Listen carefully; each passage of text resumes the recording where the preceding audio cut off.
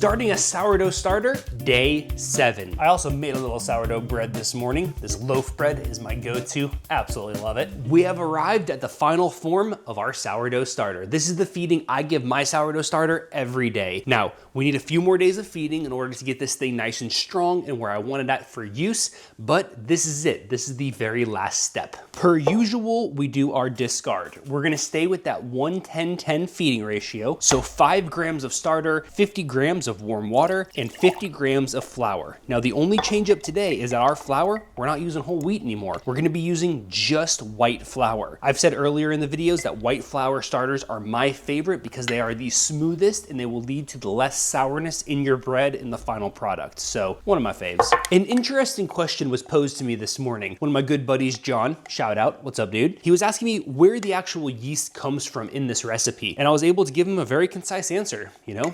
It's magic. Now that Daenerys Stormborn of House Targaryen, first of her name, Queen of the Andals and the First Men, the Mother of Dragons, the Unburnt, and the Breaker of Chains, has brought dragons back into the world, it's just magic. We can make good bread again.